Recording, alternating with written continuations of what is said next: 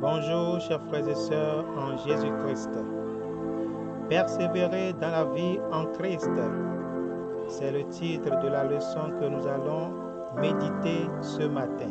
Le verset de base se trouve dans Colossiens 2, 6 à 8. Écoutons. Ainsi donc, comme vous avez reçu le Seigneur Jésus-Christ, marchez en lui, étant enracinés et fondés en lui et affermis par la foi d'après les instructions qui vous ont été données et abondées en actions de grâce. Prenez garde que personne ne fasse de vous sa proie par la philosophie et par une vaine tromperie, s'appuyant sur la tradition des hommes, sur les rudiments du monde et non sur Christ. Amen.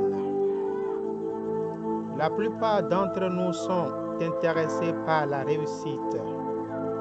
Tout autour de nous, nous voyons des gens prêts à faire n'importe quoi pour réussir, quels qu'en soient les domaines où ils se trouvent. Dans la plupart des cas, la réussite dont il est question ici est plus éphémère qu'autre chose. En effet, cette réussite n'apporte ni la paix ni la joie.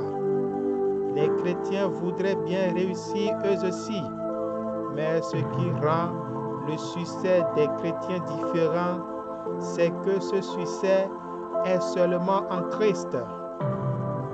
La définition chrétienne de la réussite est basée sur la marche fidèle ou continue en Jésus-Christ.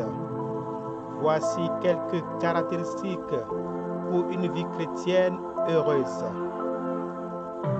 La première chose que nous allons voir est l'action initiale pour une vie chrétienne heureuse est de recevoir Christ. L'action initiale pour une vie chrétienne heureuse est de recevoir Christ.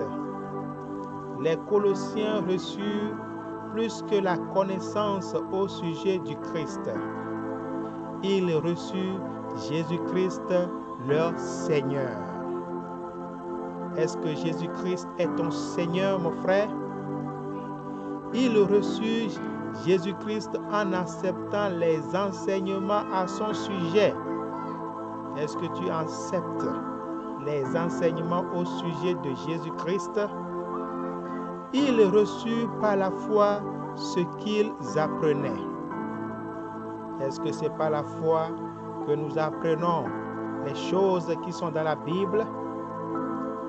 Les Colossiens savaient plus que ce qu'il fallait savoir au sujet de Jésus-Christ, car ils l'avaient reçu dans leur cœur. Mon frère, est-ce que tu as reçu Jésus-Christ dans ton cœur? La deuxième chose que nous allons voir maintenant est une vie chrétienne heureuse exige une vie quotidienne avec notre Seigneur Jésus-Christ. Une vie chrétienne heureuse exige une vie quotidienne avec notre Seigneur Jésus-Christ. Ayant reçu Jésus-Christ, nous sommes exhortés de marcher en lui, comme le dit le verset 6. Marcher avec Christ signifie être enraciné en lui, comme le dit le verset 7. Marcher avec Jésus-Christ apporte la stabilité et la maturité. La troisième chose que nous allons voir maintenant est une vie chrétienne heureuse implique l'union et la participation. Une vie chrétienne heureuse implique l'union et la participation. Vivre en union avec Christ, c'est s'établir dans la foi. Vivre en union avec Christ donne l'assurance contre la perte de la foi. Vivre en union avec Christ ferme les portes aux faux enseignements et les soi-disant maîtres spirituels. Et pour conclure, la bonne chose concernant la vie en Christ est que nous savourons sa présence durant tout le parcours. Continuer à vivre en Christ, c'est savourer l'amitié, l'association et les résultats. Continuons à suivre Christ dans nos actes et faisons de lui le Seigneur de notre vie. En faisant cela, nous récolterons les bénéfices. Que la paix, la joie et l'amour de notre Seigneur Jésus-Christ soient notre partage. Amen.